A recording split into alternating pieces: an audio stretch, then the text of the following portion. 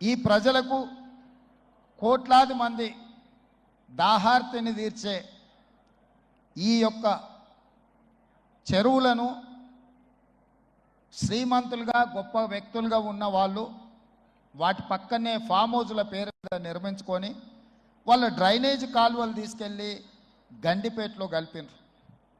నేను ఇక్కడ వేదిక మీద ఉన్న పెద్దలతో పాటు ఇక్కడ వచ్చిన భక్తులను నేను ఒకటే మాట అడగదలుచుకున్నా.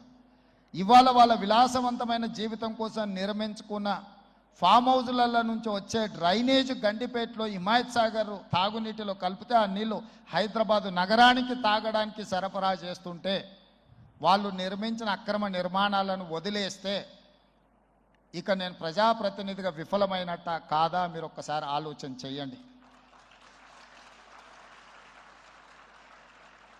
అందుకే ఒత్తిడి వచ్చినా మిత్రులకు ఫామ్ హౌజులు ఉన్నా ఏవి వదలకుండా హైడ్రా అనే ఒక సంస్థను ఏర్పాటు చేసి తెలియకుంటేనే ప్రజాప్రతినిధులం కొన్ని మన దినచర్యల్లో భాగంగా కొన్ని తప్పిదాలు చేస్తుంటాం. తప్పులు తెలవకుంటేనే కొన్ని తప్పులు జరిగిపోతుంటాయి. మరి ఆ ఖాతాను సవరించుకోవడానికి ఆ బ్యాలెన్స్ షీట్ను సవరించుకోవడానికి తెలిసి కొన్ని మంచి పనులు చేయాలని నేను ప్రగాఢంగా విశ్వసిస్తున్నా, నమ్ముతున్నా.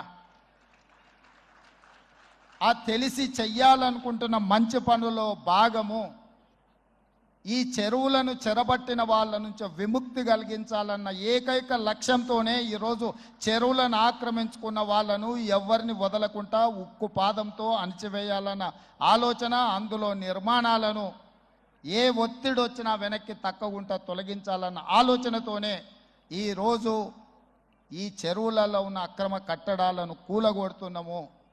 దీనికి స్ఫూర్తి భగవద్గీత అనే కురుక్షేత్ర యుద్ధ సందర్భంలో అర్జునుడు ఆయుధాలను కింద పడేసి రాజ్యం కోసం భీష్మ పితామహుడు, అదేవిధంగా కర్ణుడు, దుర్యోధనుడు, దుశ్శాసనుడు నా సహోదరులందరూ ఆ పక్కన నించుంటే ఈ రాజ్యం కోసం వాళ్ళందరినీ సంహరించడం, వాళ్ళని సంహరించి రాజ్యాన్ని సాధించుకోవడం ద్వారా ఏమి ఉంటుంది, ఏం మనశ్శాంతి వస్తుంది అని చెప్పి అర్జునుడు యుద్ధతంత్రం నుంచి తప్పుకుంటా అన్నప్పుడు శ్రీకృష్ణ భగవానుడు బోధించిందే భగవద్గీత.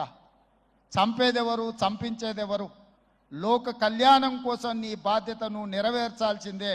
ధర్మం బ్రతకాలి, అధర్మం ఓడాలి అంటే నువ్వు యుద్ధం చెయ్యాల్సిందే అనే యుద్ధ నీతిని ఆ రోజు అర్జునుడికి బోధించింది శ్రీకృష్ణ భగవానుడు. ఇవాళ ఆ శ్రీకృష్ణ భగవానుడి బోధనానుసారమే ఈరోజు ఈ చెరువులను కాపాడే కార్యక్రమాన్ని నేను తీసుకుంటున్నా. నాకు తెలుసు ఈ చెరువులలో నిర్మాణమైన విలాసవంతమైన ఫామ్ హౌజులు ప్రభుత్వాన్ని ప్రభావితం చేయగలిగిన స్థానాలలో ఉన్న చాలామంది వ్యక్తులు ఉన్నారు. ప్రత్యక్షంగా ప్రభుత్వంలో భాగస్వాములు అయి ఉండొచ్చు, లేకపోతే సమాజం మీద బాగా ప్రభావితం చేయగలిగిన వ్యక్తులు ఉండొచ్చు. కానీ వాటన్నిటినీ నేను పట్టించుకోదలుచుకోలే. ఇది భవిష్యత్ తరాలకు, ఇది రాజకీయాలకు సంబంధం లేదు. నేను స్పష్టంగా చెప్పదలుచుకున్నా. రాజకీయాల కోసమో లేకపోతే రాజకీయ నాయకులను కొంతమందిని దృష్టిలో పెట్టుకొని చేపడుతున్న కార్యక్రమం కాదు ఇది. భవిష్యత్ తరాలకు, మన పిల్లలకు, వాళ్ళ పిల్లలకు వారసత్వంగా మనం అందించే సంపద ఈ సరస్సులు, ఈ నదులు, లేకపోతే ఈ రోజున్న ఈ చెరువులు. ఈ ప్రకృతి సంపదను మనం విధ్వంసం చేస్తే ప్రకృతి మన మీద కక్ష కడుతుంది. ప్రకృతి మన మీద ప్రకోపిస్తే మనం చెన్నైలో చూసినాం, అదేవిధంగా ఉత్తరాఖండ్లో చూసినాం, నిన్నగాక మొన్న వాయనాడు మనం కేరళలో చూసినాం. ఈరోజు ఇలాంటివన్నిటిని దృష్టిలో పెట్టుకున్నప్పుడు ఈ హైదరాబాదు నగరాన్ని రక్షించుకోవాల్సిన బాధ్యత మన అందరి మీద ఉన్నది. ఇది ఒక సుందరమైన నగరం.